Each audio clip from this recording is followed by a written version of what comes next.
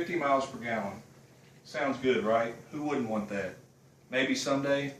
What if I told you that the technology already exists and has existed for quite some time that is fully capable of producing exactly these types of energy and fuel efficient numbers? Diesel engines are significantly more fuel and energy efficient than gasoline engines and are capable now of producing these types of energy and fuel efficient numbers that gasoline engines will not be able to replicate for quite some time.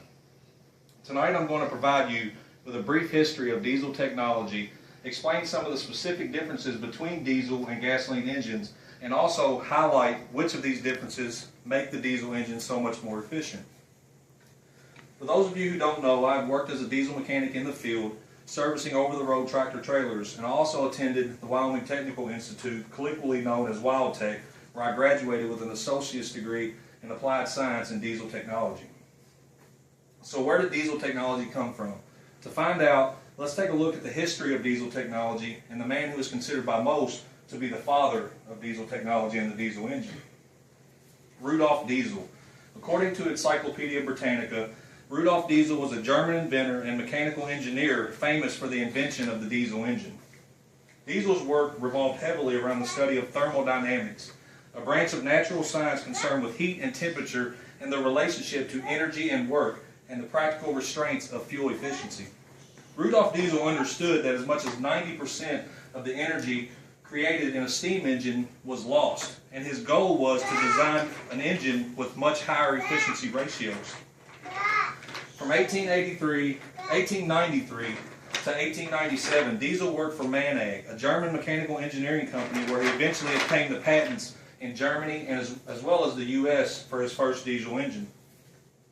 Now that you know a little bit about the history of the diesel engine, let's take a look at exactly how a diesel engine differs from a gasoline engine.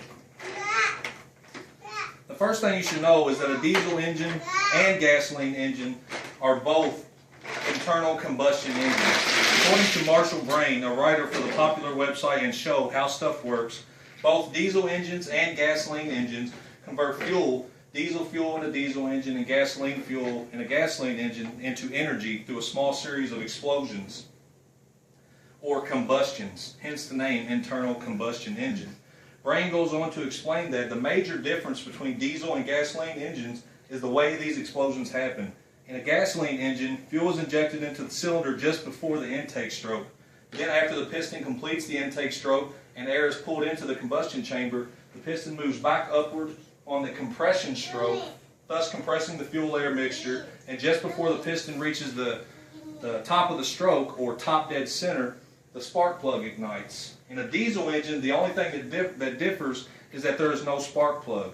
On the compression stroke, on the intake stroke, air is pulled into the cylinder and then it's compressed, but it's compressed much greater than in a gasoline engine. And the heat required for combustion in a diesel engine is provided by the heat that's created by this combustion.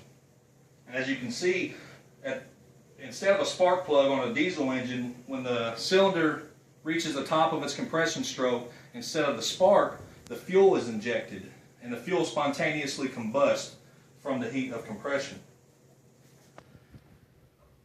Another main difference between gasoline and diesel engines is the compression ratio. According to a wiki entry on compression ratio from wikipedia.org, the compression ratio of an internal combustion engine is a value that represents the ratio of its volume of the combustion chamber from its largest capacity to its smallest capacity. So if you can picture a cylinder with a plunger in it, similar to a syringe, and if you compress this syringe all the way down and there was a space left, and then when you pull this syringe all the way open, the comparison between when it's closed and when it's open is the compression ratio. So for instance, if you close the syringe or the piston in the cylinder and you have 10 cc's of space and you open it and you have 100, then you have a 10 to 100 compression ratio, or 10 to 1. And while gasoline engines typically range from a 6 to 1 compression ratio, a diesel engine will customarily exceed 14 to 1, and ratios over 22 to 1 are quite common. So now that you know a little bit about how a diesel engine came about, and also a little bit about what makes it different from a gasoline engine, now let's take a look at which of these differences give the diesel engine its fuel efficient advantages over its gasoline counterpart.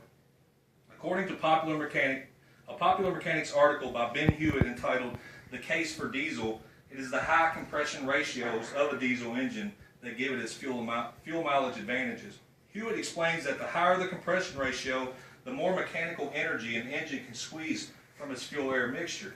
So each time the mixture in a diesel engine ignites, the car gets a slightly bigger push down the road. Basically, this means that it takes less fuel to move a car down the road with a diesel engine. So what kind of fuel mileage can we expect? We'll take a look at these numbers from some projected automakers who have decided to put diesel engines into some of the popular passenger cars and trucks that most of you will be familiar with. As you can see, the numbers speak for themselves.